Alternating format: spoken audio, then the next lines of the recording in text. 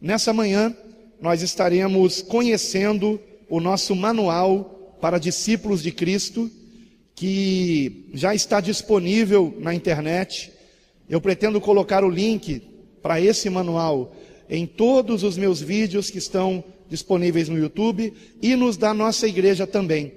Então, na descrição de qualquer vídeo, seja do meu canal, seja do canal da Igreja Bíblica Cristã, vocês encontrarão o link para que vocês possam baixar o manual para o seu celular, tablet, notebook, computador de mesa. E se vocês quiserem, vocês podem imprimi-lo. Só que eu preciso aqui explicar que no momento que você colocar para imprimir o manual, se você mesmo quiser imprimi-lo, é preciso que você coloque configurado para que ele imprima no formato livreto. No formato livreto, ele vai ficar desse tamanho aqui, que é o tamanho normal de um livro, né? Por isso que no momento da impressão é formato livreto. Ele foi configurado para o tamanho de papel A4, que é esse tamanho aqui, grande. Se você imprimir sem configurar para livreto, ele vai imprimir desse tamanho aqui. Vai ficar assim, ó. Ele está aqui. Eu acabei de imprimir aqui esse, né, aqui na impressora da igreja, e justamente para que as letras ficassem grandes mesmo. E inclusive um irmão muito querido que é pastor no Rio Grande do Sul, ele foi o primeiro a imprimir o manual, o primeiro. Eu coloquei o manual, no mesmo dia ele imprimiu, tirou uma foto e mandou para mim. Só que eu tinha esquecido de orientar que era para imprimir no formato livreto. Aí vejam só, o tamanho da letra, né? Fica assim, ó, gigante. Aí ele me deu um conselho: pastor, por que o senhor não diminui o tamanho da fonte? Aí eu expliquei para ele: pastor, desculpa, realmente eu esqueci de avisar que é preciso imprimir nesse tamanho aqui e não nesse daqui, tá?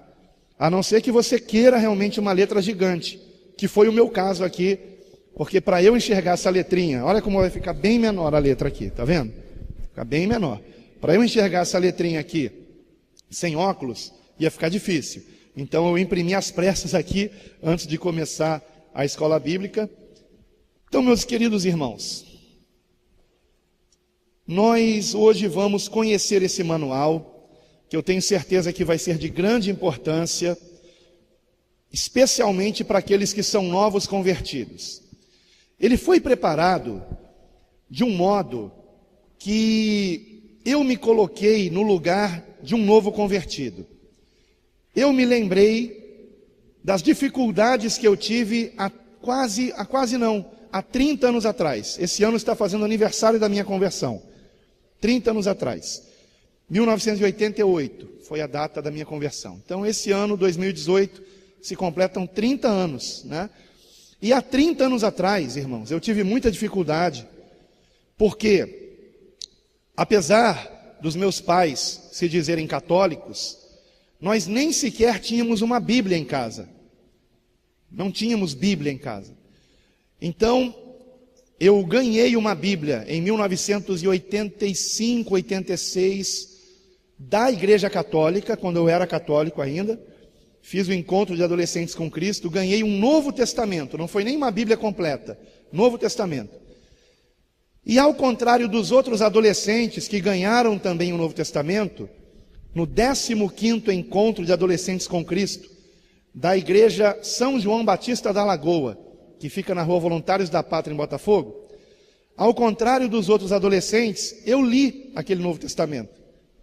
E porque eu li aquele Novo Testamento, eu me vi na obrigação de deixar a Igreja Católica. Não tinha como.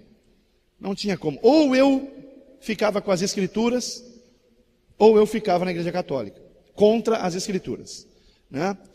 E praticamente eu fui expulso de lá, porque não foi assim que eu quis sair. Eu queria, na verdade, entender por que a Igreja Católica ensinava coisas contrárias ao que a Bíblia dizia. por exemplo, uma das perguntas que eu fiz, se a palavra de Deus declara que Jesus Cristo é o único mediador entre Deus e os homens, por que a Igreja Católica ensina que há outros mediadores, colocando inclusive Maria como a mediadora entre Deus e os homens, né? Então, não me souberam responder, entre outras perguntas, né? Como por exemplo, se Jesus curou a sogra de Pedro, e segundo a Igreja Católica, Pedro é o primeiro Papa, por que os papas não podem se casar, nem os padres? Se Pedro tinha sogra, ele tinha esposa também, né?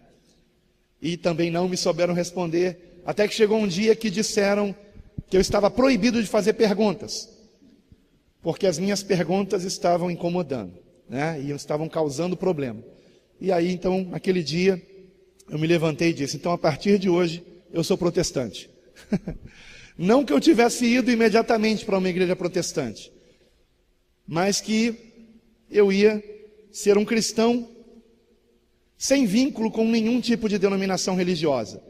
Só que não demorou muito tempo, uma irmã em Cristo me convidou para conhecer a Igreja de Nova Vida, lá em Botafogo também, onde eu morava.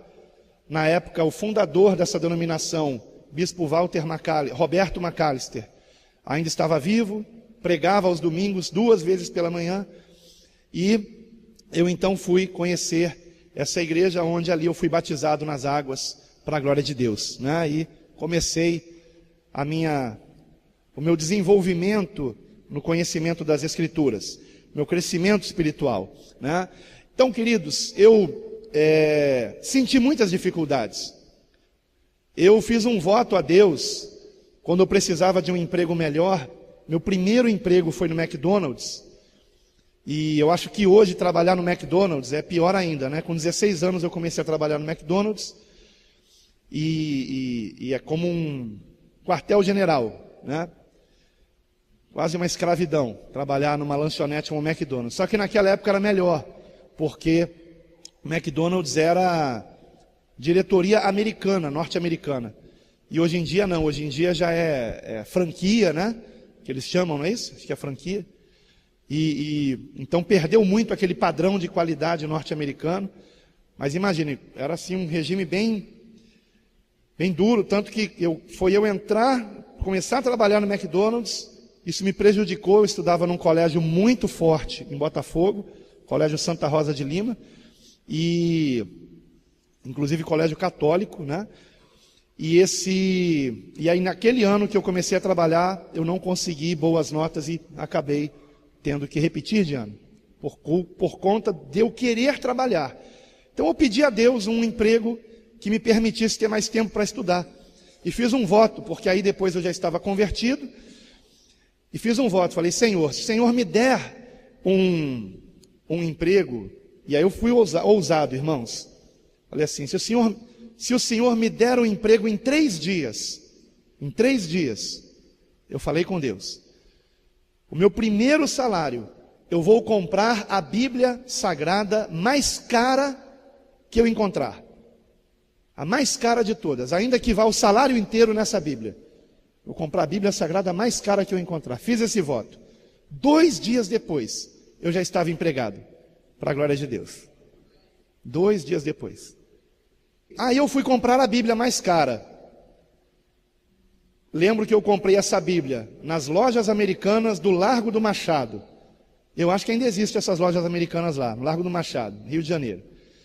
Entrando lá, segundo piso da loja americana, me lembro bem, estava lá a seção de livros e estava lá uma parte com Bíblias. E a Bíblia mais cara era uma Bíblia dessa grossura, capa vermelha, Bíblia de Jerusalém. Era a mais cara de todas. Aí eu fui e comprei essa Bíblia. Minha primeira Bíblia completa foi a Bíblia de Jerusalém, que é considerada uma das melhores versões da Bíblia Sagrada, porém baseada nos manuscritos do texto crítico, que na época eu não conhecia.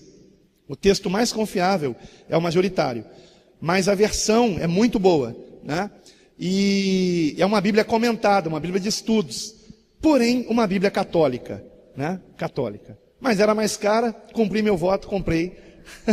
Então eu ia para a igreja com a Bíblia assim, dessa grossura, católica. E não me envergonhava, irmãos. Não me envergonhava. Todos os meus amigos da época se afastaram de mim por causa da minha conversão. Todos se afastaram de mim. Mas graças a Deus, eu não me afastei de Cristo por causa disso, né? Não fui eu que me afastei. Eu me afastei das baladas, das festas, né? Inclusive eu tentei ir em uma. Me convidaram, eu fui. E lá o Espírito Santo falou comigo: o que você está fazendo aqui? É impressionante, né? Como Deus fala. Eu acho que alguns aqui já tiveram esse tipo de experiência, de você estar num lugar que você antes ia, antes da sua conversão, você não sentir mais prazer de estar lá, e você perceber que o Espírito Santo está falando com você: o que você está fazendo aí? Esse não é o seu lugar. Né? Então, isso é maravilhoso. É a prova de que o Espírito Santo de Deus está em nós e de que somos salvos, né? O Espírito Santo em nós é o penhor da nossa herança, é a garantia da nossa salvação, né, irmãos? Eu fiz esse resumo aqui, que eu acho importante para a edificação de vidas, a gente dá um pouquinho do nosso testemunho de vez em quando, e esse resumo aqui é só para lembrar que quando eu adquiri aquela Bíblia, aquilo para mim era um enigma, né? Por onde começar? Como entender isso aqui? Então, esse manual, né, aqui eu não deu tempo de encadernar essa aqui que eu imprimi grande, espero que não voe. Esse manual aqui para discípulo de Cristo, ele foi elaborado justamente visando um novo convertido. Então, especialmente os adolescentes que foram batizados agora recentemente, né? Vocês vão encontrar nesse manual uma ferramenta muito boa para ajudar vocês, ou qualquer outro, irmão Francisco também, que apesar de não ser adolescente, é uma criancinha em Cristo ainda, é um adolescente em Cristo, né? Glória a Deus. E vão encontrar nesse manual uma ferramenta importante. Então, eu gostaria que a gente conhecesse ele um pouquinho e aprendesse como manuseá-lo, né? Ele foi organizado em 3 partes. Você encontrará na página 3 um sumário, e ele mostra que ele foi dividido em 3 partes. Na verdade 4, sendo que a 4ª parte é um apêndice, eu já vou explicar isso. A primeira delas é Conheça a sua Bíblia, que vai da página 12 até a página 22. Nessa primeira parte, Conheça a sua Bíblia, você vai encontrar algumas explicações a respeito, bem breves, a respeito do Antigo Testamento, a respeito do Novo Testamento, a respeito da abreviatura e assunto principal de cada livro da Bíblia, e também sobre como você entender capítulos, versículos e referências bíblicas. E isso é fundamental, porque, por exemplo, eu tive que entender a questão de referências me esforçando muito, né? Porque na Bíblia de Jerusalém, é claro, uma Bíblia de comentários, então nos comentários há muitas referências bíblicas. E o que são as referências? São as abreviaturas do livro, capítulo e versículo, para que você encontre na Bíblia aquele trecho ao qual está se reportando o comentário, né? Ou o versículo. Então, eu aprendi na marra, mas com esse manual você vai aprender de uma forma bem explicada a respeito disso. Então, a primeira parte, eu não vou aqui ler isto, tá, irmãos? Agora, inclusive eu queria explicar. Se você abrir o manual no celular, dependendo do programa que você usar para abrir o PDF, ele vai funcionar da seguinte maneira no sumário, como no computador. Faça uma experiência, por favor, meu filho. Passa o mouse em cima de Fundamentos Bíblicos da Fé Cristã e clica. Pronto, já abriu na página, viu? Você vai no sumário, clica em cima do ponto que você quer encontrar da apostila e ele vai abrir imediatamente naquela página. Você não tem que ir página por página até chegar lá, né? Então, por exemplo, a segunda parte do manual são os fundamentos bíblicos da fé cristã. São 17 fundamentos. Quando eu coloquei pela primeira vez esse manual na internet, eram 16. Mas eu achei melhor desmembrar um desses 16 em duas partes. E a segunda parte que nasceu da primeira é a cruz de Cristo. Então um dos fundamentos é a cruz. Eu não poderia deixar de mencionar isso em separado, mediante a importância da cruz, do entendimento disto, do entendimento, não estou falando de cruz pendurada no peito, né? Não estou falando de imagem de cruz, tá? Estou falando da importância de Jesus ter sido levantado no madeiro e o que isso implicava. A palavra de Deus no Antigo Testamento dizia: maldito aquele que for erguido no madeiro. Maldito. E Jesus foi erguido no madeiro. Então Jesus era maldito? Não. E aqui está o grande dilema. O grande dilema. Jesus era santo. O único ser humano que não poderia ser levantado no madeiro, foi levantado no madeiro. Jesus Cristo. Nasceu sem pecado, viveu sem pecado e no madeiro morreu sem pecado. E quando isto aconteceu, ele se fez maldição em nosso lugar. Compreendem, irmãos? A palavra de Deus tem que se cumprir. Maldito o que for levantado no madeiro. Ele não era maldito, mas as nossas maldições foram lançadas sobre ele. Como está escrito em Isaías capítulo 53, capítulo que profetiza do início ao fim a respeito do Senhor Jesus. Então, é importante nós conhecermos essas informações bíblicas que eu levei anos para aprender, né? Mas com uma ferramenta dessas, o que você levaria anos para aprender, você vai aprender em questão de dias, irmãos. De dias.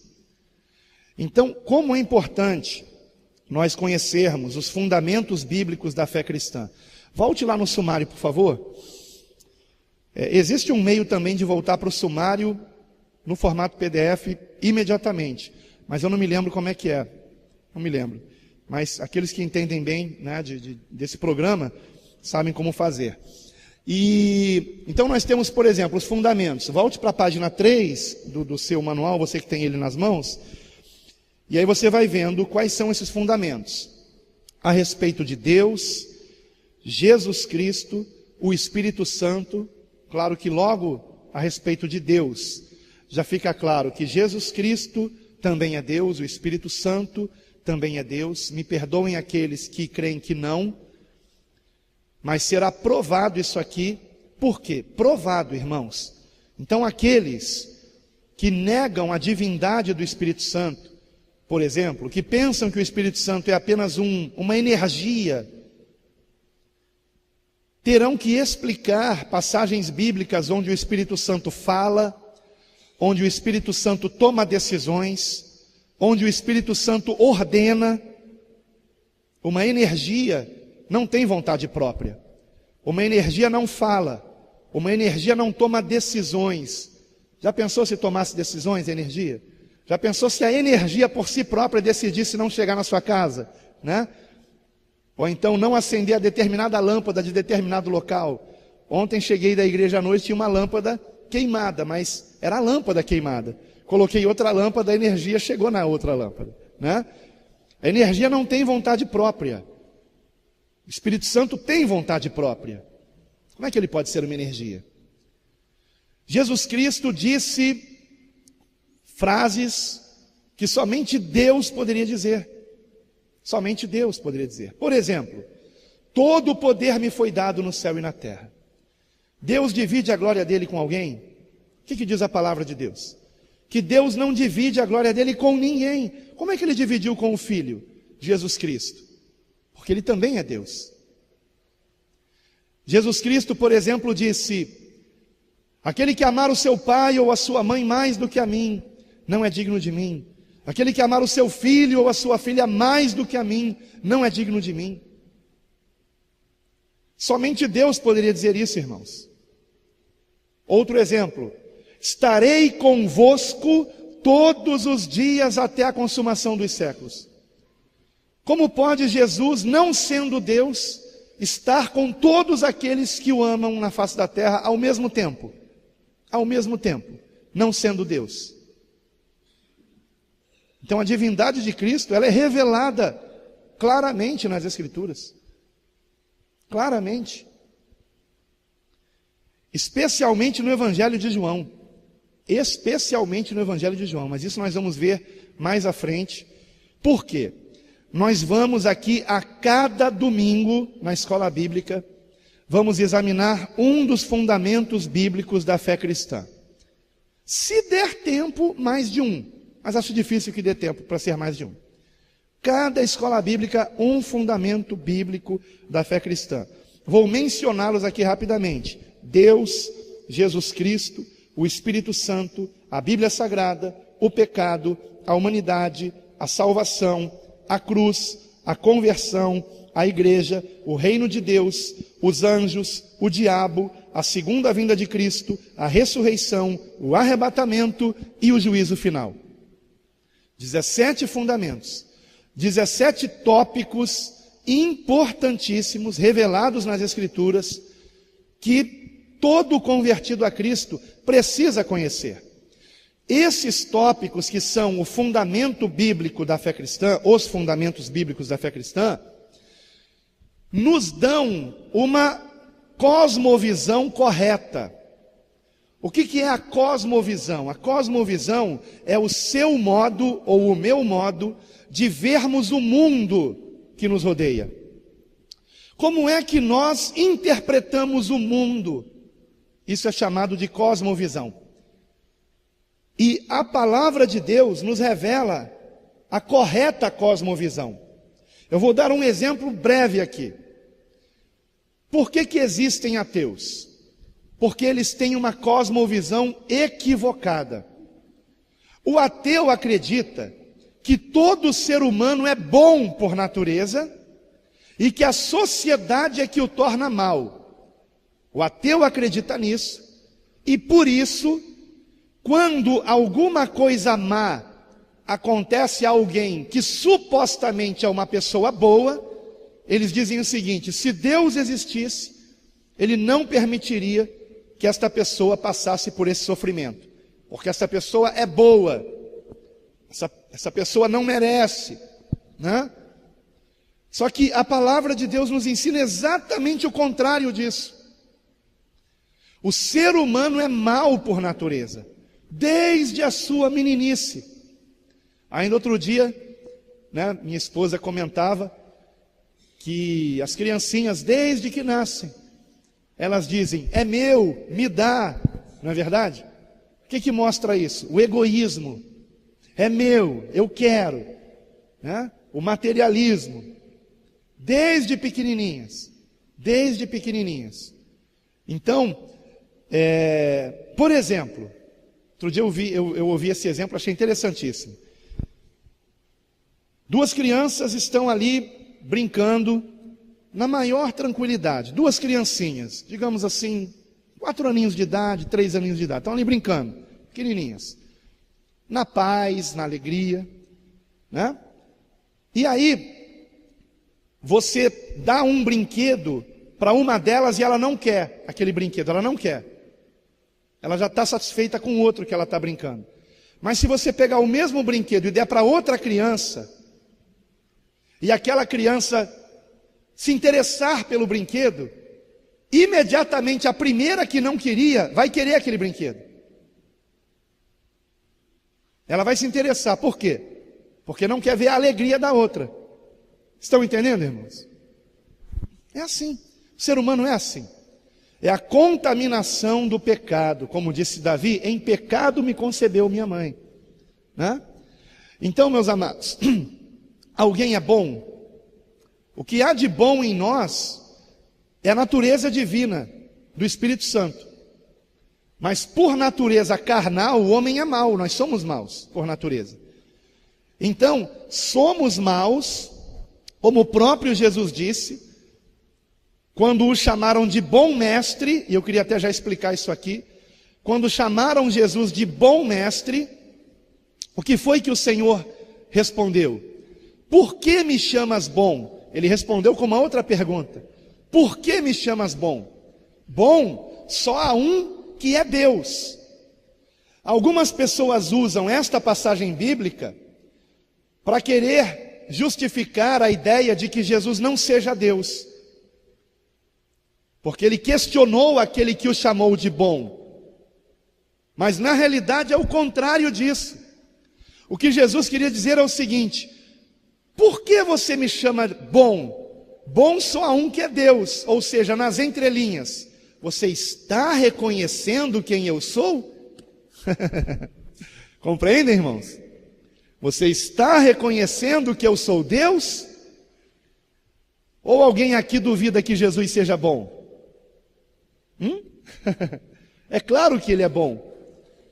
Jesus não estava dizendo, não me chame de bom. Ele não disse essa frase.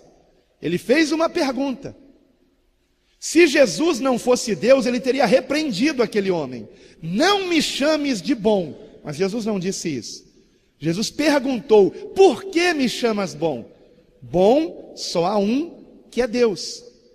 O próprio Jesus, se referindo aos discípulos, disse, se vós que sois maus, sabeis dar coisas boas aos vossos filhos, quanto mais o Pai Celestial dará o Espírito Santo aos que lhe pedirem. Porque o melhor que Deus nos pode dar é do seu Espírito, é a sua presença em nós. Bem, queridos? Então, a cosmovisão dos ateus é baseada na ideia errada de que o homem é bom e de que coisas más acontecem a pessoas boas. Não acontecem. Não acontecem. Mas Deus é tão bom que coisas boas acontecem a pessoas más. Compreendem, irmãos? Aos olhos humanos, existem pessoas boas e pessoas más. Aos olhos de Deus, só existem pessoas más. Só que algumas são mais malignas do que outras. E não importa quão maligno alguém seja, se esta pessoa se arrepender dos seus pecados, será perdoada. Será perdoada. E se uma pessoa que tem um pouquinho de maldade não se arrepender dos seus pecados, será condenada. Compreendem, irmãos? Um pecado é o bastante para a nossa condenação. Nós não podemos acalentar pecados. Nós não podemos acreditar que algum pecado Deus não vai se importar. De todo o pecado, nós temos que nos arrepender. Todo pecado, mesmo pecados de pensamento, sentimento. Por isso, diariamente, precisamos nos humilhar na presença de Deus, clamar pela sua misericórdia e nos enchermos do Espírito Santo. Como nós lemos aqui na abertura desse culto, no Salmo 119, versículo 9 em diante. Como é que o jovem purificará o seu caminho? Guardando a palavra de Deus no seu coração, para não pecar contra o Senhor. Então, quando nós nos enchemos da palavra de Deus, nós vamos nos santificando, somos lavados, purificados. E esse manual, ele tem por objetivo despertar o interesse na palavra de Deus. Então, nós vamos conhecer cada fundamento. E uma das características deste manual é que ele contém o mínimo escrito pelo homem, e este mínimo escrito pelo homem é apenas a revelação do que está escrito na Bíblia. É o resumo. Então, por exemplo, vá para a página, meu filho, vai ali, aqui no sumário, clique novamente em, volte por favor, clique novamente em Deus ali, que vai para a página 27. Indo aqui para a página 27, nós encontramos escrito o seguinte, se você quiser conferir. As Escrituras nos revelam que Deus, vejam só, é o resumo aqui. Deus é o único Criador, possuidor e sustentador do universo, o qual, mesmo sendo um só Deus, completamente santo, perfeito, imutável, onipotente, onisciente, onipresente e presciente, também se revela distintamente em 3 pessoas divinas, Pai, Filho e Espírito Santo, iguais em essência, perfeição e atributos divinos, mas com ofícios distintos e harmônicos. Bem? E abaixo disso, você encontra as referências bíblicas que resultaram na afirmação que nós acabamos de ler. Compreenderam, irmãos? Então, o que nós temos escrito é o resumo das referências bíblicas que você mesmo pode e deve conferir abaixo. Então, como que eu uso esse manual? De um modo meditativo. Como é feito isso? Você leu o resumo acima, a respeito de Deus. É um resumo que combate heresias. Por exemplo, Deus é o único Criador. Existem religiões que dizem que existem criadores. Um Deus para os mares, um Deus para os rios, um Deus para as montanhas, um Deus para o trovão, e assim por diante. Um Deus para a chuva, compreenderam? Como na mitologia grega, romana. Mas nós cremos num único Deus. Um único Deus criador de todo o universo. De todo o universo. É a cosmovisão bíblica. É aquilo no qual o nosso Senhor Jesus acreditava. Ele citava as Escrituras. Então nós temos que ter a mente de Cristo. É a mente de Cristo que nós temos que ter. Por isso que a cosmovisão é tão importante para o entendimento do que Jesus nos ensinou. Porque o principal desse manual é o que Jesus nos ensinou. Qual a missão da igreja? Não é apenas batizar. É fazer discípulos batizando-os e ensinando-os a guardar tudo que o Senhor nos tem ordenado. É a missão da igreja, no final de Mateus capítulo 28. Só que a igreja tem falhado nessa missão. Eu sei que quase todas as igrejas batizam nas águas os novos convertidos. Só que hoje em dia, inclusive, muitos nem batizam corretamente. E eu não estou nem me referindo à questão de ser em nome do Pai, do Filho, do Espírito Santo. Essa fórmula, irmãos, francamente, não é o mais importante.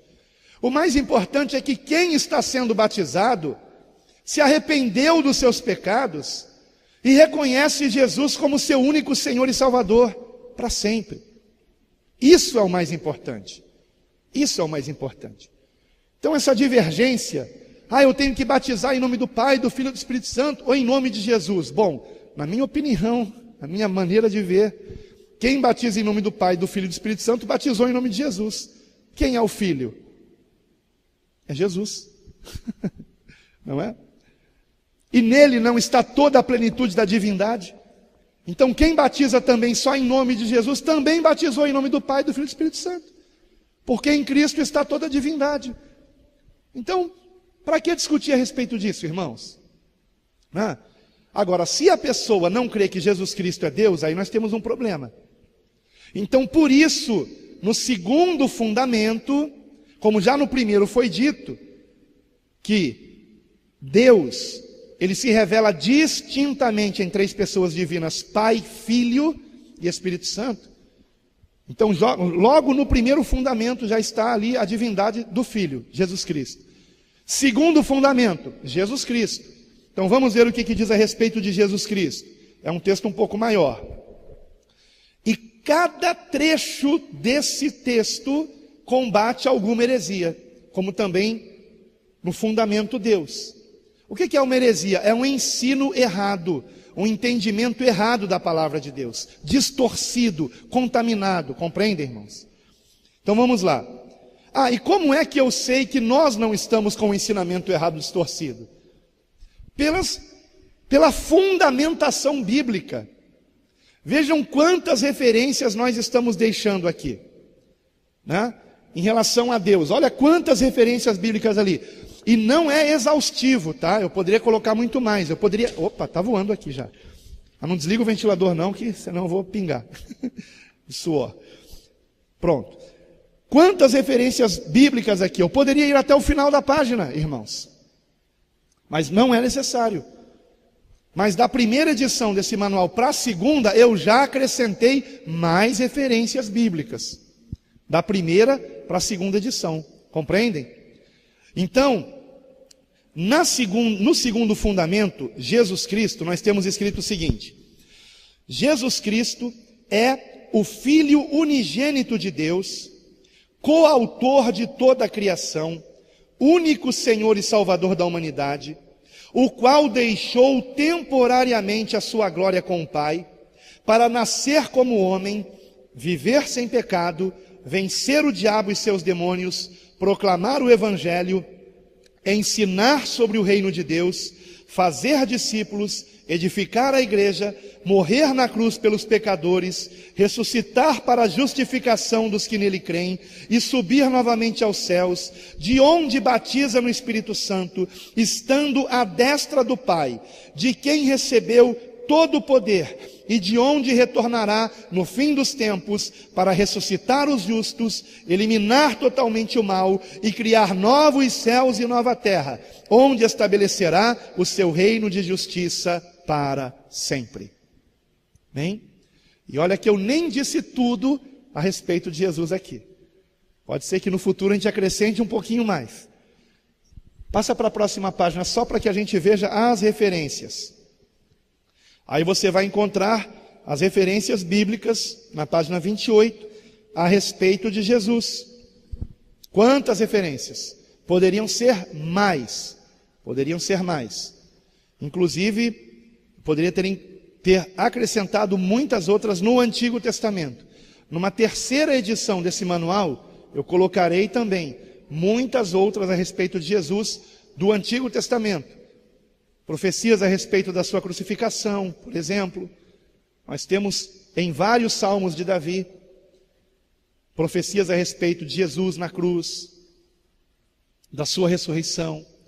Então nós, da sua vinda, ao mundo. Então nós temos no Antigo Testamento já sendo revelado a respeito de Cristo, e no Novo, é claro, muito mais ainda. Na verdade, toda a Escritura, de Gênesis a Apocalipse, nós temos Jesus Cristo nela revelado, em cada livro da Bíblia. Depois nós temos o Espírito Santo, vou ler aqui resumidamente, esse resumo é bem pequenininho. O Espírito Santo, também chamado de Consolador, é o indispensável cooperador da igreja, enviado pelo Senhor para habitar em cada verdadeiro cristão, a fim de lhes orientar, encorajar e capacitar com poder, tanto por meio de dons para a edificação da igreja, quanto pelo fruto resultante na vida de quem dele se encher. Amém? Então aqui nós temos a respeito do Espírito Santo. A respeito da Bíblia e as referências. A Bíblia é completamente inspirada pelo Espírito Santo, não havendo outra escritura da qual se possa dizer o mesmo, sendo nossa única fonte de orientação espiritual e prática cristã. Então, por exemplo,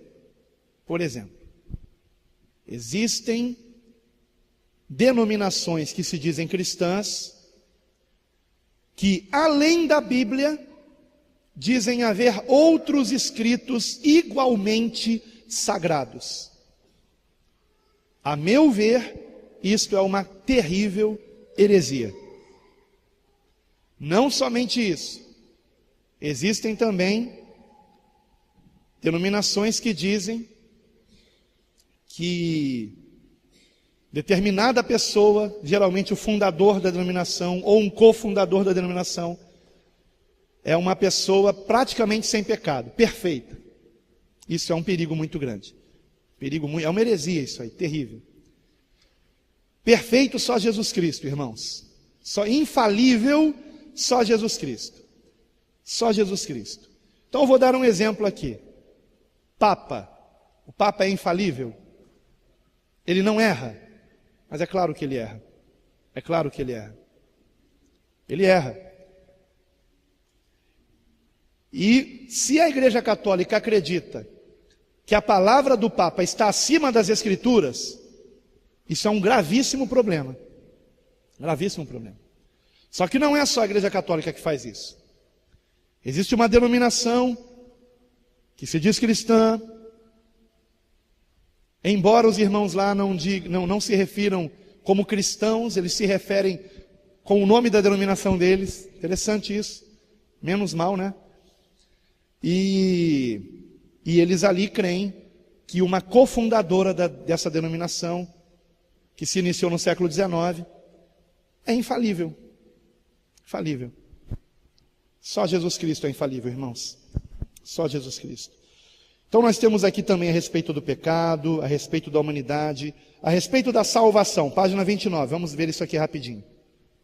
A salvação é obtida somente pela graça de Deus, mediante a fé em Jesus Cristo, como único Senhor e Salvador, o qual concede ao crente o Espírito Santo, a fim de capacitá-lo a perseverar nessa fé salvadora até o fim. Nós permanecemos na fé pelos nossos esforços? Sim ou não, irmãos? Não. É obra do Espírito Santo de Deus. Porém, nele, nós temos que permanecer. Em Cristo, nos enchendo da palavra de Deus. Essa é a nossa parte. Mas quem opera a salvação em nós é o Espírito Santo de Deus. Amém? A salvação não é obra nossa. Foi comprada pelo sangue de Jesus na cruz do Calvário. E o Espírito Santo, como eu disse aqui antes, é o penhor da nossa herança. E, por exemplo, só para que vocês entendam o que eu quis dizer com meditação. Eu sugiro que vocês façam isso. Se possível, todos os dias. Leiam um trecho do manual. Fundamentos. Aí você chegou na parte da salvação. Daí você vai abrir em cada uma dessas referências bíblicas. Em casa. Meditando. Em cada uma delas. E aí, por exemplo, você se depara com Efésios, capítulo 2, versículo de 8 a 10. Veja comigo, por favor, na sua Bíblia. Pastor, eu não sei como encontrar a epístola aos Efésios. O manual ensinará você a fazer isso. O manual vai ensinar você como encontrar com rapidez os livros da Bíblia. Como você ter um mapa mental de como esses livros da Bíblia se organizam. Para que você, quando a gente fala assim, epístola de Paulo, você já tem ideia de onde ficam as epístolas. Bom, as epístolas eu já sei que é Novo Testamento. E eu me lembro que elas começam depois do livro de Atos, que começa depois dos Evangelhos. Então eu já tenho ideia de onde ficam. Eu me lembro também que as epístolas de Paulo são as primeiras epístolas. Se são as primeiras, não estão no fim do Novo Testamento, estão mais ou menos pelo meio do Novo Testamento. E aí você vai encontrar a epístola que você está procurando. Agora, a gente dá uma dica aqui no manual.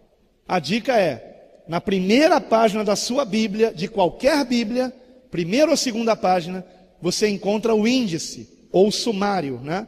E ali você encontrará todos os livros da Bíblia com a página aonde ele se encontra na sua Bíblia. Daí você vai direto na página, ao invés de ficar um tempão procurando para cá e para lá, e para cá e para lá. Quando falam, por exemplo, o livro, por exemplo, pastor Sandro vai pregar aqui, ou pastor Robson, enfim.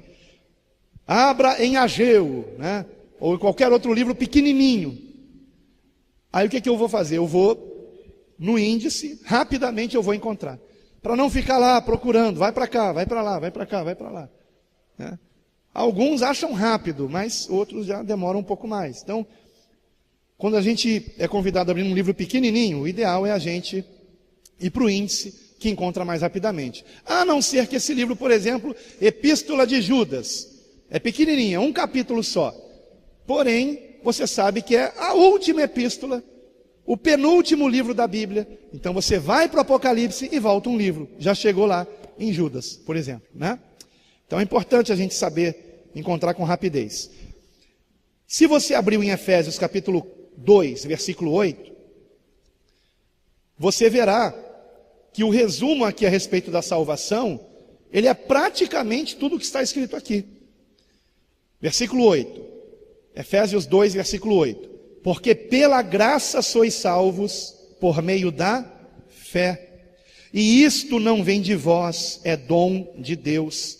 Não vem das obras, para que ninguém se glorie.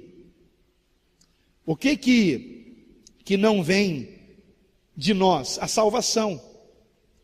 Pela graça sois salvos por meio da fé. E isto não vem de vós, é dom de Deus. Não vem das obras, a salvação não vem das obras. Para que ninguém se glorie. Ou seja, para que ninguém chegue perante Deus e diga, eu mereço. Eu fiz por merecer estar aqui. Dei todos os meus bens aos pobres, por exemplo. Ou dei tudo para a obra missionária, por exemplo. Isso não compra a salvação. Nada que nós façamos compra a nossa salvação. Não vem das obras para que ninguém se glorie. Versículo 10. Então não temos que fazer obras. Aí nós temos o versículo 10. Porque somos feitura sua, criados em Cristo Jesus para as boas obras, as quais Deus preparou para que andássemos nelas. Ou seja, não para que fôssemos salvos por elas, mas para que andemos nelas. Então eu devo praticar boas obras? Sim ou não, irmãos? Sim ou não? Sim. Para ser salvo? Não. Porque já sou salvo. E a prática das boas obras é uma das evidências de um salvo. Uma pessoa que diz que é salva, mas não faz bem nenhum a ninguém, não, essa pessoa nunca se converteu. Por isso que o tópico conversão é tão importante. Mas antes dele eu coloquei o tópico a cruz, que antes estava dentro do tópico salvação. Mas a cruz é um tópico tão importante que eu desmembrei nessa segunda edição. Então vamos para a cruz. A cruz, vejam comigo, página 29, lá no finalzinho. A cruz foi o meio pelo qual Jesus Cristo precisou morrer para salvar a humanidade.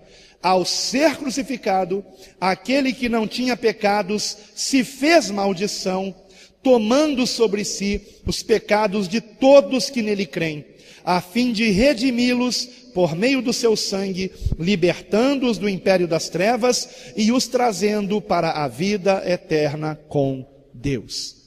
Então este é o resumo. E você encontrará nas referências, em todas elas, a respeito da cruz. A conversão é importantíssimo também. A conversão é a novidade de vida experimentada por uma pessoa realmente salva, na qual a palavra e o Espírito Santo estão realmente operando uma regeneração que pode ser evidenciada pelo abandono de pecados e empenho de se viver para a glória de Deus. Então uma pessoa que diz que é convertida, preste atenção nisso, uma pessoa que diz que é convertida, mas não anda em novidade de vida, não mudou seus hábitos, nem sequer seu modo de vestir, porque quando uma pessoa se converte, nós mudamos o modo de vestir, irmãos. Mudamos, não tem como não mudar. Se você está na sua casa, que problema tem? Você andar sem camisa, né? Você está na sua intimidade ali, não tem ninguém te olhando. Mas perante outras pessoas, você tem que dar testemunho de Cristo. De se vestir com decência. Eu, por exemplo, como pastor, eu poderia andar de bermuda na rua, mas porque sou pastor, não ando de bermuda na rua. Porque sou pastor. Eu poderia andar, mas eu sei que aqui nesse bairro, não sei se lá em Cruzeiro, mas aqui nesse bairro, se alguém me vê aí de bermuda, o apelido que eu tinha e levei tanto tempo para perder, de pastor garotão, né? Pastor garotão. Eu vou ter que mudar a foto do meu perfil do WhatsApp, irmãos. Que outro dia uma irmã escreveu um e-mail para mim me fazendo algumas perguntas a respeito da nossa igreja. E logo no início ela disse: gostei muito da pregação, mas quando... Não foi pelo e-mail, foi por e-mail, não, foi por WhatsApp. Mas quando eu vi aqui no perfil do seu WhatsApp a sua foto com tupetinho, fiquei decepcionada. Realmente aquela foto ali, o corte de cabelo, foi feito no salão do Aquiles, que é um... Conhece Aquiles? Salão do Aquiles. Como é que é? Tem até um corte moderno, corte estiloso, sei lá, uma coisa assim. É onde meus filhos cortavam o cabelo na época, e naquela semana eu tinha ido lá cortar o cabelo, ele me colocou um cabelo de garotão. E para complicar mais, eu tirei aquela foto em Monte Verde, no alto de uma montanha, acima das nuvens, um vento, o tupete ficou mais alto ainda. Por isso que naquela foto eu estou com um casaco bem quente, estava um frio danado. Mas a gente, depois de se tornar pastor, a gente tem que tomar um certo cuidado, porque algumas pessoas, se elas tiverem uma imagem errada a nosso respeito, não adianta convidar para vir participar do culto, que não vão vir. Eu, hein? Pastor garotinho lá, eu quero um pastor amadurecido na palavra, um pastor sério, né? Compreende, irmãos? Aquela musiquinha, pastor Morgado, a musiquinha do Aveia Quá, que é da Nestlé, a gente não vai mais poder colocar na internet. Não vai mais poder colocar. Fiquem off. Né? Depois ele vai tocar um louvor aqui para vocês verem como o nosso irmão é espiritual. Pastor Morgado, homem espiritual. Tem certas coisas, irmãos, que não é pecado. Não é pecado eu usar uma bermuda, é pecado? Não é pecado. Mas algumas pessoas podem ver nisso uma pedra de tropeço. Então a gente tem que vigiar, né?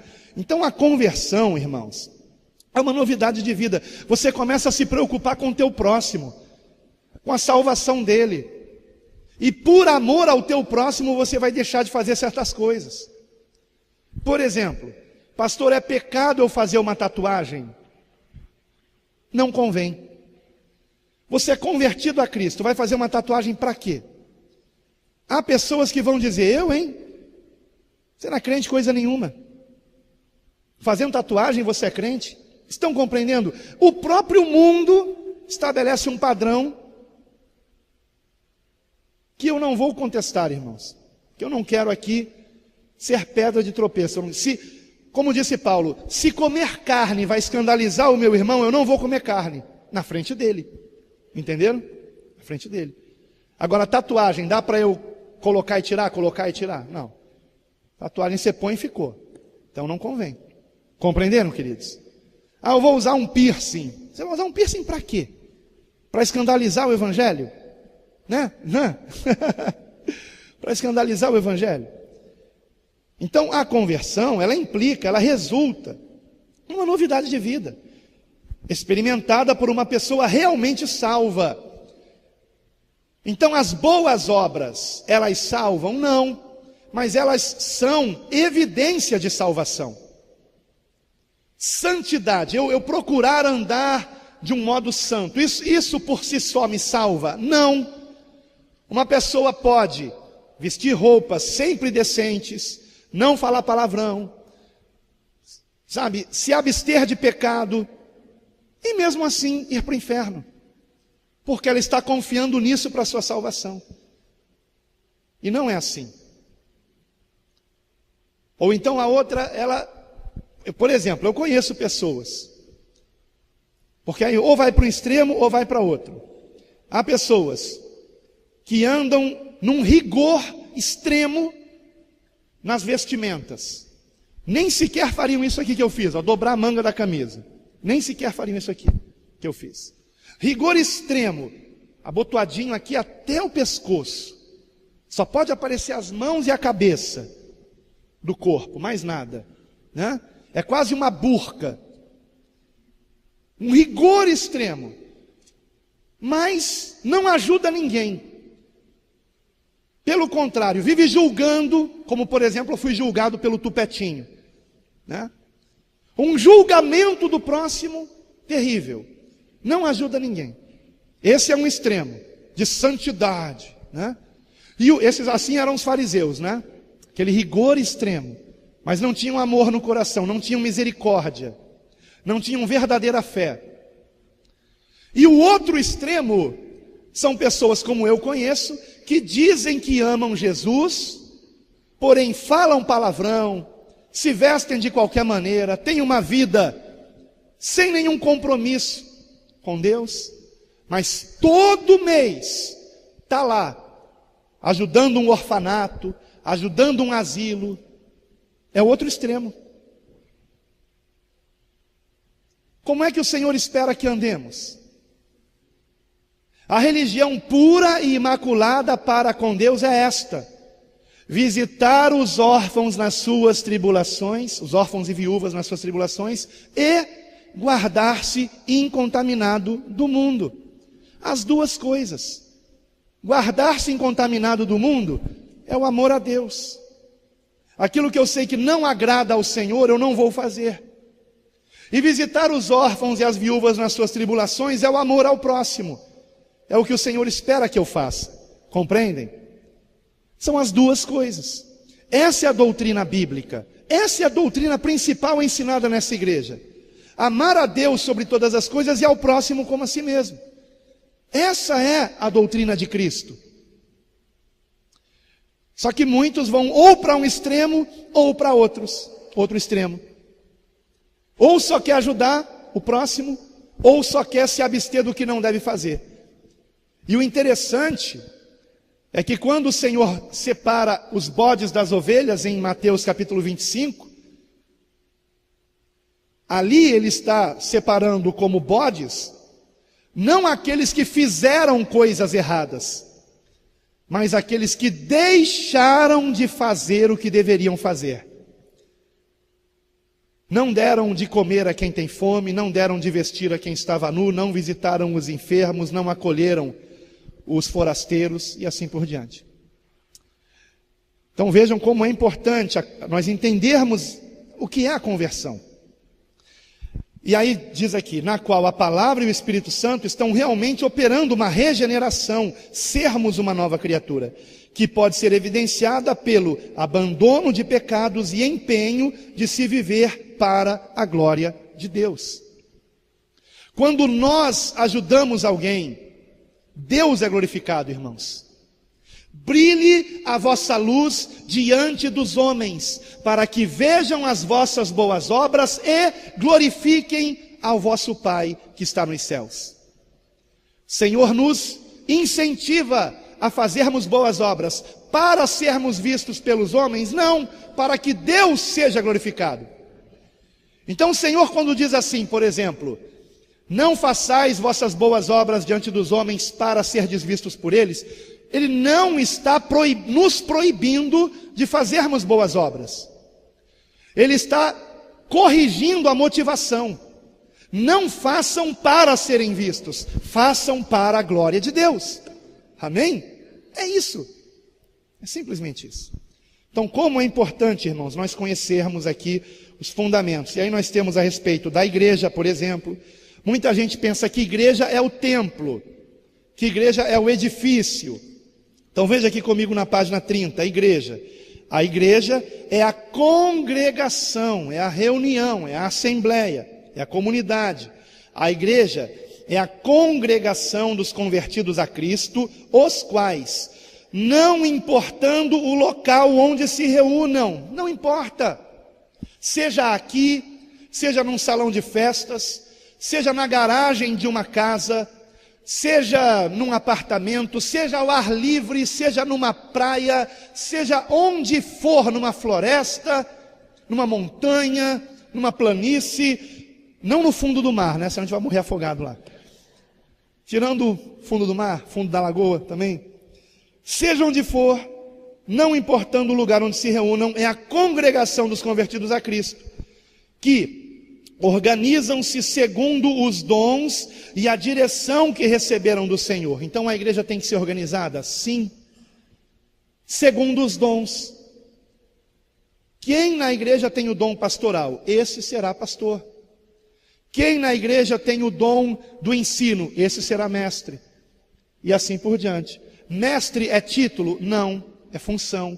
Pastor é título? Não, é trabalho, é função. Então, prosseguindo. Segundo os dons e direção que receberam do Senhor, é o Senhor que faz essa organização, para, no poder do Espírito Santo, mutuamente se edificar na palavra, pregar o Evangelho, fazer discípulos de Cristo e prevalecer em nome de Jesus contra todo o poder das trevas, destruindo as obras do diabo e expandindo o reino de Deus por toda a terra. Amém? Pastor, o senhor não colocou aqui a questão do batizar, né? O batizar está inserido em fazer discípulos. Fazer discípulos é batizar e ensinar. Amém? Não esqueçam disso. Então, temos aqui as referências, depois temos o reino de Deus, que é o reino de Deus, tema central da pregação de Jesus. O reino de Deus é o governo perfeito de Cristo sobre a humanidade, o qual se iniciou na sua primeira vinda, se manifesta parcialmente ao mundo, através da igreja, e será completamente estabelecido por ocasião do seu retorno. Então é muito importante compreendermos o que é o reino de Deus.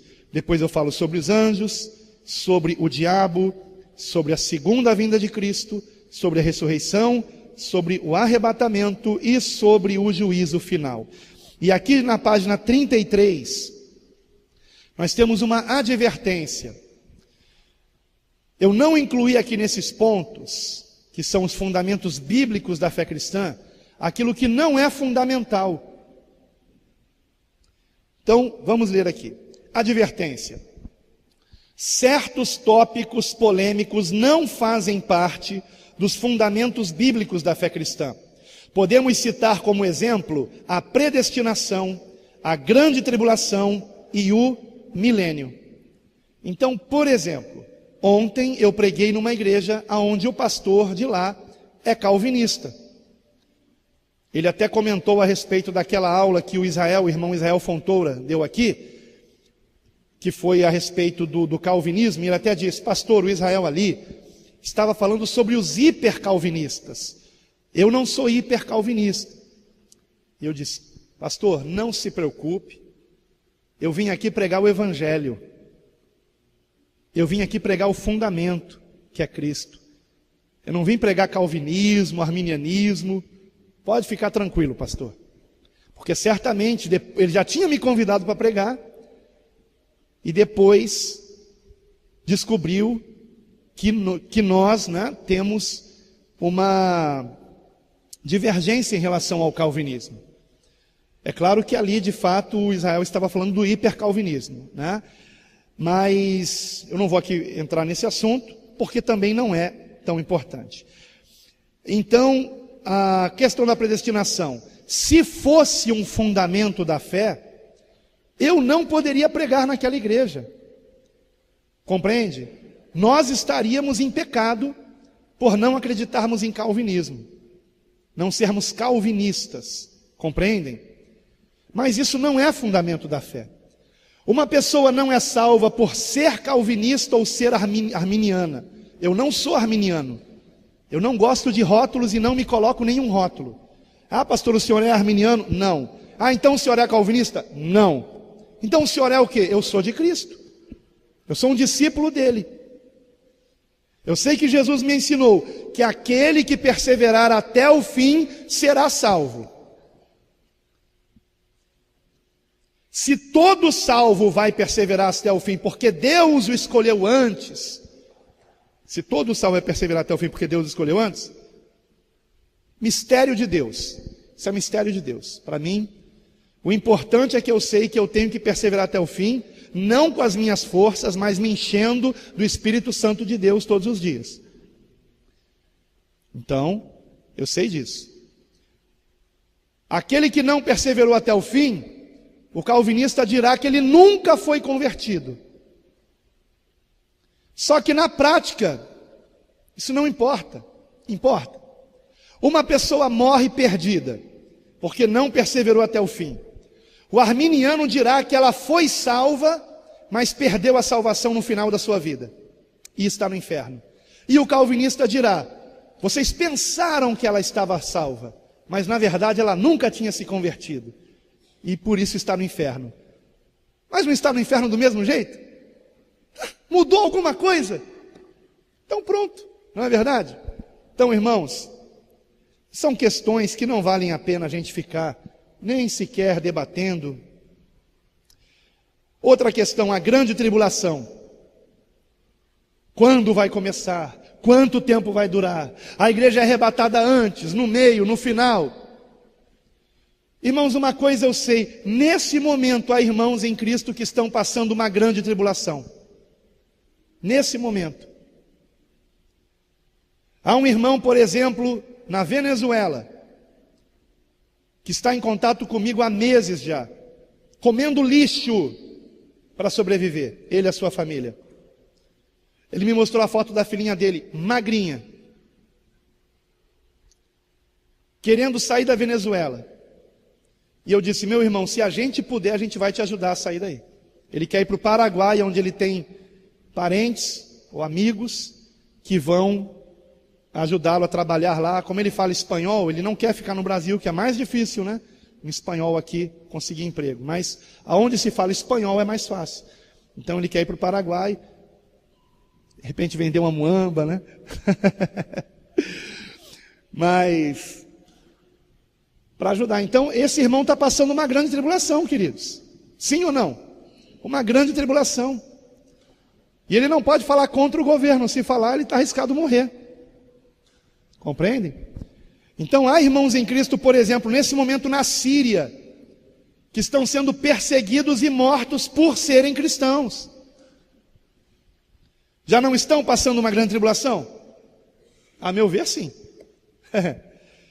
Os apóstolos todos não passaram por grandes tribulações por amor a Cristo? Então esses tópicos polêmicos, milênio, se o milênio é literal, se não é literal. Então, nós precisamos tomar cuidado com isso. Eu vou pregar sobre milênio? Eu não vou pregar sobre milênio. Sabe por quê? Eu nunca vi nenhum apóstolo bíblico aqui na Bíblia pregando sobre milênio. Eu nunca vi nenhum apóstolo aqui pregando sobre predestinação. Estou falando das pregações. Nós encontramos 7 pregações no livro de Atos dos Apóstolos. Pregações de Pedro e pregações de Paulo. Sem contar o discurso de Estevão. Em nenhuma destas pregações nós encontramos sobre predestinação, sobre grande tribulação, sobre milênio. Mas eu encontro eles falando sobre a cruz, sobre o pecado, sobre arrependimento, sobre a salvação, sobre a volta de Cristo, sobre o juízo final. Então isso é fundamento da fé. Amém, queridos? Então nós temos que ter aqui muita sabedoria nesse ponto para não entrarmos em discussões que não levam a nada. Prosseguindo, há diferentes interpretações teológicas a respeito desses assuntos, e seja qual for a sua interpretação, isso não trará implicações para com a salvação da alma. Uma pessoa não é salva por ser amilenista, pré-milenista, pós-milenista. Tem nada a ver isso com salvação, por ser calvinista, arminiana, nada disso importa. Em suma, não é preciso haver consenso a esse respeito para que alguém seja um verdadeiro cristão. Por esse motivo, eles não foram aqui mencionados. Aconselhamos cautela quanto ao exame desses temas, pois os mesmos têm causado desnecessária e lamentável contenda entre irmãos. Daí nós vamos para a parte principal desse manual, página 34. Ensinamentos de Cristo. E aqui nós encerramos essa aula. Eu não vou ler os ensinamentos, mas eu quero apenas dizer como nós vamos trabalhar com esse manual em cima dos ensinamentos. Vocês sabem que alguns irmãos aqui, graças a Deus são vários, bastante irmãos daqui, o Espírito Santo de Deus os moveu a desejarem ser discipuladores, ou seja, a estarem ensinando novos convertidos. Eu glorifico muito a Deus por isso. Estes novos convertidos, no futuro, também serão discipuladores. Eu uso o nome discipuladores apenas como para uma questão de identificação. Não é um título. Discipulador fulano de tal. Não, isso não existe. Isso é bobagem. Tá? Todos nós somos discípulos, todos. Mesmo os discipuladores são discípulos também. Eu sou discípulo de Cristo, como vocês também, de Cristo. Mas nós usamos o nome discipulador por uma questão de identificação. Então, os irmãos que são discipuladores, né, eles vão trabalhar com os irmãos que eles estão discipulando a partir da página 36, onde começam os ensinamentos de Cristo. Então, por exemplo, neste módulo 1, nós examinaremos 7 ensinamentos de Cristo. Por quê? Porque o próprio Jesus disse que após sermos batizados, não antes, após sermos batizados, nós não damos curso de batismo, porque eu não vejo isso nas Escrituras. Eu não vejo ninguém perdendo tempo para batizar. É claro que nós também não fazemos como algumas igrejas. Alguém aqui nos visita hoje pela primeira vez? Eu visito. Você já foi batizado? Não, então vem cá. Então, também não é assim. Né? A pessoa tem que conhecer o Evangelho. Por exemplo, Filipe, quando evangelizou o eunuco, ele demorou para batizar o eunuco. O eunuco, estavam eles passando por um local que tinha água, o eunuco perguntou: aqui tem água, o que me impede de ser batizado? E Filipe respondeu: é lícito, se crês de todo o coração. E ele respondeu: eu creio que Jesus é o Cristo. E pronto, bastou. E ele foi batizado, em nome do Senhor. Pastor, está vendo? Foi só em nome de Jesus. Eu creio que ali o autor de Atos não está dando uma fórmula. Eu te batizo em nome do Senhor. Não, ele está apenas dizendo que segundo o Senhor nos mandou, Filipe batizou o eunuco. Compreendem, irmãos? É apenas isso. Agora, se alguém é batizado só em nome de Jesus, essa pessoa não está salva? Está salva, porque em Jesus há a plenitude da divindade. Aí vem alguém aqui de uma igreja onde ele foi batizado só em nome de Jesus. Pastor, eu tenho que batizar de novo, né? Porque eu não fui batizado em nome do Pai, do Filho e do Espírito Santo. Aí nós vamos abrir lá em Colossenses, que é a epístola que fala da divindade de Cristo. E nós vamos ver ali que em Jesus está toda a divindade. O Pai, o Filho e o Espírito Santo, está todo ali, tudo em Jesus. Amém, queridos? Então é isso. Então são discussões que não levam a lugar nenhum. Eu vou ter que batizar de novo essa pessoa? Não. Agora, se ela me diz assim, como já aconteceu: pastor, eu vim da tal igreja, eu vim da igreja tal, e nessa igreja o pastor perguntou: quem ainda é batizado? Então vem cá. Eu fiquei constrangido, fui mergulhado lá, mas eu não me arrependi de pecados. Eu não conhecia Jesus ainda. Aliás, lá eu não conhecia Jesus, eu só conheci sobre dinheiro lá. Mas eu fui batizado lá, pastor. Eu tenho que ser batizado aqui? Sim, irmão, você tem. Você não se arrependeu de pecado, você não conhecia Jesus. Aquilo não foi um batismo. Aquilo foi um banho só. E um banho mal dado, né? Sem sabonete, sem shampoo. Né? Então, não foi um batismo. Estão entendendo, irmãos? É? Nessa igreja? Tal? Não sabia. Está dizendo que lá se batiza várias vezes. É o que assim? Pecou, batiza de novo. Pecou. Para renovar o batismo. A Bíblia diz que há um só batismo, tá? Tem que renovar batismo não. Agora, se uma pessoa passou pelas águas de um banho apenas, não entendendo o que era o batismo, é claro que ela tem que ser batizada de novo. Ela não foi batizada ainda. Ela não entendia aquilo. Tá? É por isso que não batizamos crianças, porque não entendem ainda. Não tem o entendimento. A partir do momento que uma criança tem o entendimento de pecado, se reconhece necessitada do Salvador, e entrega a sua vida a Jesus Cristo e diz: eu quero ser batizado, eu vou impedir essa criança de ir a Cristo? Eu não posso impedi-la. Às vezes acontece. Geralmente 12 anos, 11 anos de idade. mas já aconteceu 10 anos de idade. E a criança chorar porque quer ser batizada. Porque realmente mostra realmente que ama a palavra de Deus. Os pais estão sempre vendo a criança lendo a Bíblia, orando, e quer ser batizada. Eu vou impedir? É uma exceção, amém, irmãos? É uma exceção. Agora, nós aqui, a criança acabou de nascer, vamos batizar? E ainda por aspersão, como faz na Igreja Católica? Se a própria palavra batismo significa mergulho, a própria palavra batismo no grego significa mergulhar. É óbvio que não é uma aspersão.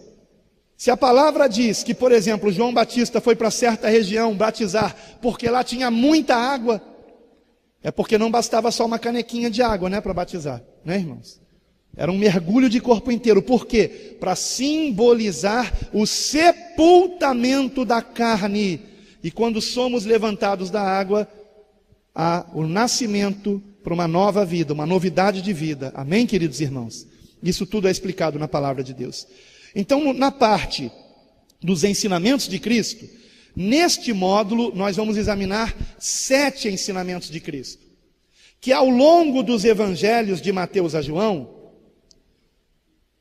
eles aparecem em algum momento, em alguns momentos. E aqui, neste manual, eles estão reunidos. Então, por exemplo, o que Jesus nos ensinou sobre as Escrituras? Número 1, que devemos conhecê-las. Aí nós temos um versículo de Cristo falando a respeito disso. Diz-lhes Jesus: nunca lestes nas Escrituras a pedra que os edificadores rejeitaram, essa foi posta por cabeça do ângulo, pelo Senhor foi feito isto, e é maravilhoso aos nossos olhos. O Senhor estava se referindo a uma escritura do Antigo Testamento. Óbvio que é do Antigo Testamento, porque tudo o que foi escrito no Novo Testamento foi depois da ressurreição de Cristo. Então Jesus não poderia citar algo que não tinha sido escrito ainda, né? Então, e onde é que nós entendemos aqui que o Senhor está dizendo que devemos conhecer a Escritura? Pela sua indagação. Ele faz uma pergunta retórica, ou seja, vocês deveriam conhecer. Aliás, Jesus ele usa muito isso, perguntas retóricas. Como por exemplo, por que me chamas bom? Né? Perguntas retóricas. Ele sabia que ele é bom, mas ele queria que aquele homem reconhecesse a divindade dele. Só que infelizmente não reconheceu, né? Então, ponto 2. O que Jesus nos ensinou sobre as Escrituras? Que toda a Escritura testifica a respeito de Cristo. Por exemplo, João 5,39. Examinai as Escrituras, porque vós cuidais ter nelas a vida eterna, e são elas que de mim testificam. O discipulador, antes do seu encontro com o novo convertido, ele precisa estudar o tópico que será meditado naquele encontro. Então, claro, o primeiro tópico são as Escrituras. É o primeiro tópico. Então, em casa, ele vai ler esses tópicos aqui, e você observe que abaixo de cada um deles tem mais versículos. Mais versículos, só que não o que foi lido, é claro, mas outros para fortalecer ainda mais. Porém, não houve tempo hábil para que eu colocasse estes outros versículos em todos os tópicos. Estes outros versículos, compreendem? Que consolidam aquilo que Jesus já disse. Mas é claro que o que Jesus já disse já basta. Só que é bom nós termos mais referências para que nós venhamos ampliar ainda mais, consolidar ainda mais o entendimento da palavra de Deus. Amém, queridos irmãos? Aliás, é até perigoso eu usar essa palavra consolidar, né? Porque eu sei que ela é usada aí por um movimento que tem tanta heresia envolvida nele, só misericórdia. Práticas que trazem, práticas pragmáticas, né? Que trazem da psicologia, por exemplo, né? E assim por diante.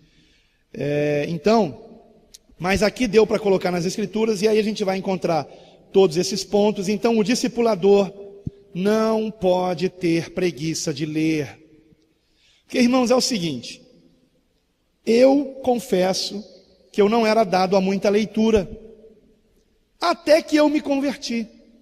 E quando eu me converti, assim como aconteceu com o pastor Sandro, por exemplo, não é, pastor? antes da sua conversão, o senhor não era dado à leitura. Mas eu nunca conheci ninguém que lesse tanto quanto o pastor Sam. A ponto de, às vezes, ler 3 livros em uma semana. Não é verdade, pastor? Eu sei. É porque está acabando já o... Não, é porque já está acabando o repertório, né?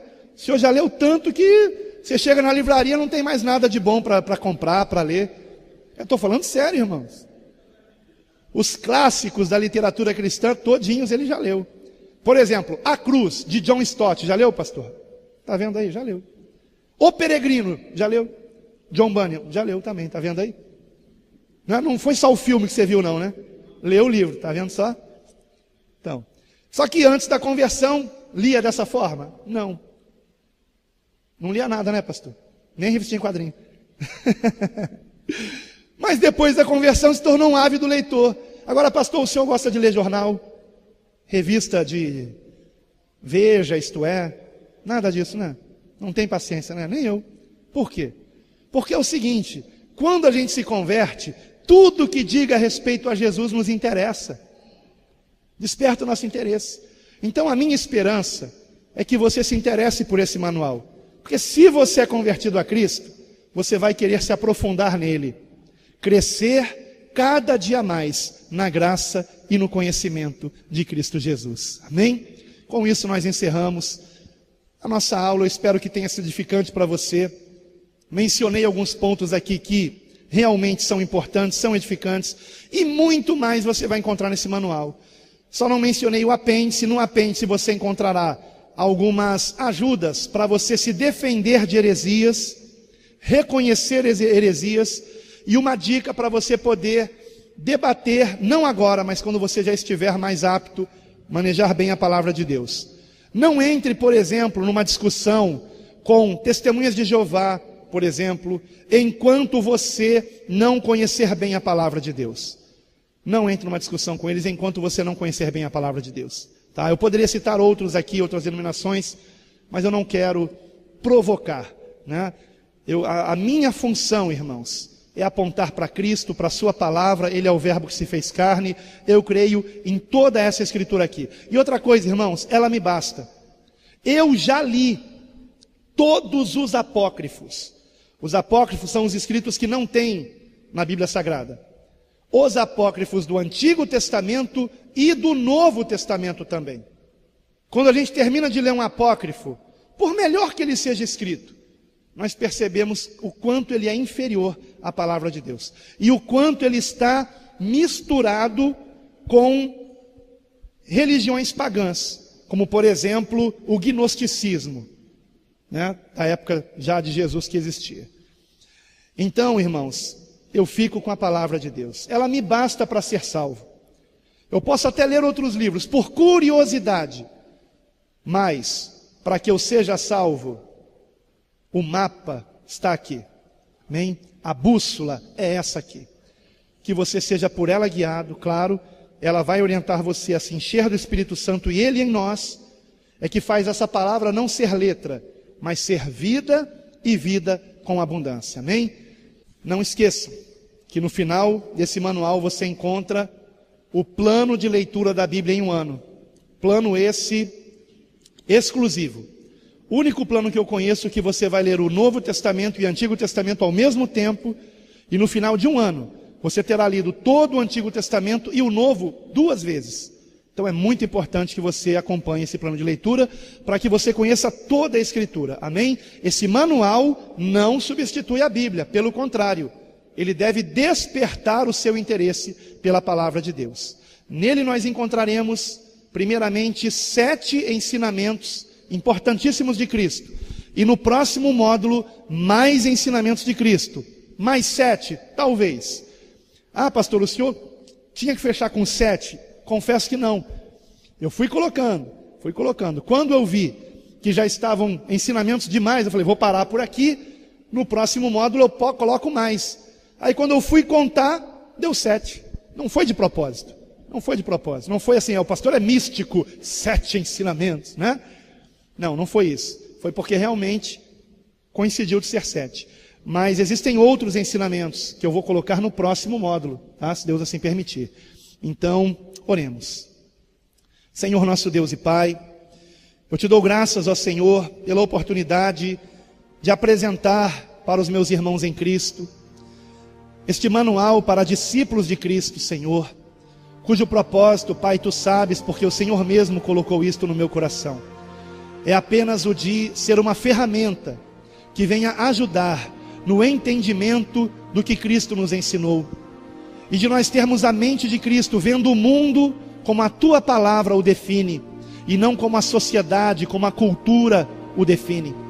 Então, Senhor nosso Deus, eu rogo ao Senhor a Tua bênção sobre este manual, Pai, sobre aqueles que o lerem, Pai, no sentido de que nós não somente queiramos ser abençoados pela meditação bíblica a qual este manual nos reporta, nos motiva, mas que nós, na medida em que nos enchermos da Tua palavra, venhamos praticá-la, e desta forma, não somente seremos abençoados, mas seremos uma bênção em Tuas mãos, e tão somente para a Tua glória.